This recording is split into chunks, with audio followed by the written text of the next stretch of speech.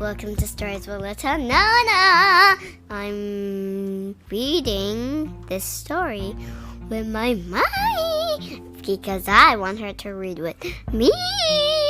Today, we are reading Bear, Bird, and Frog. Before we read this, I'm gonna say thank you, and I'm so grateful for all of you that support me. All my listeners from India, America, Bali, Australia, England, London, and Africa, of course. Okay, are you ready? Let's dive into the story. Bear, Bird, and Frog by Gwen Millward. It was a warm spring morning when Frog arrived at Bear and Bird's house. Bear and Bird had been planning an adventure, but Bear was so excited to have a surprise visitor. He forgot all about it. Instead, he invited Frog inside for tea and cake. Bear and Frog chatted for ages because Bear wanted to hear all about the big blue lake where Frog lived. Bird read his book. He didn't want to talk to Frog. He wanted to go on an adventure with Bear.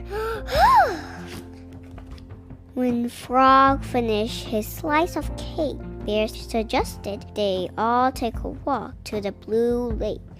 "Come join us, Bird," said Bear. "I've brought a delicious picnic." "No, thank you," replied Bird. "I'm far too busy reading my book." So Bear and Frog left Bird behind. Bird was very cross. What about the adventure day he and Bear had planned? Bird decided he would follow the two new friends and tell them how upset he was.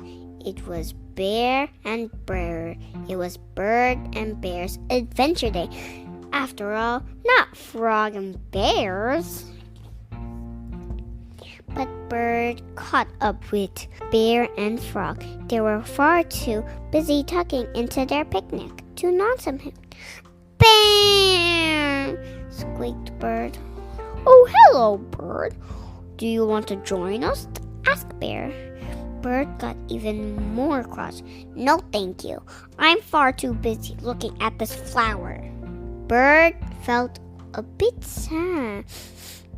He walked down to the blue lake and to sit in a boat he had made with Bear last summer. But we're already in the boat, singing songs and sharing jokes. "Come and join us," Bear called to Bird.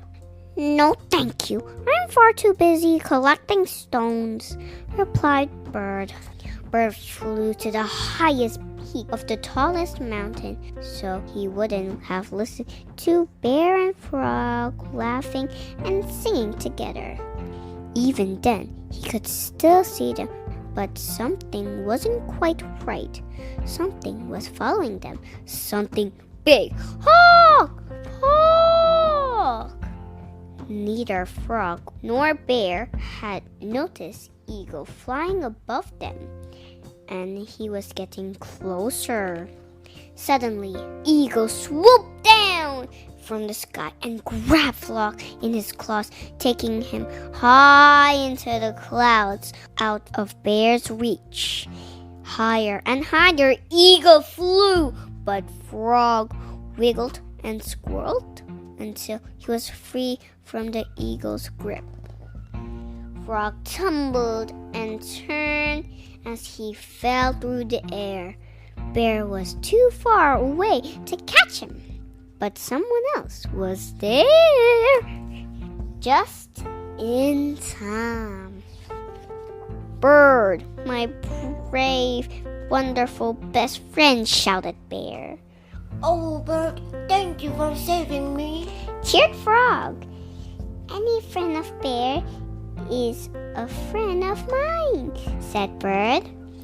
As the sun went down in the beautiful forest, the three friends chatted about the day's events. "What an exciting adventure day we had," said Bird.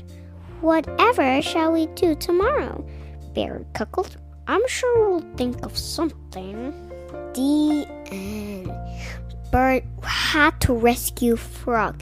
You know why? Because he's a friend of Bear, and he wanted Bear and he saved Bear's best friend. But Bird is also a best friend. This is the best story ever. So guys, whenever you feel cross, you have to look in the other side. A friend of your friend is also a friend of yours. Like my cousin Casey, her cousin Gata is also a cousin of mine. The end. Don't forget to learn how to deep breathe in and remember to be mindfulness. Like this. Take a deep breath in and a deep breath out. And ask your parents to have a meditation. Bye, guys. Come back with stories with Little Nona. Bye.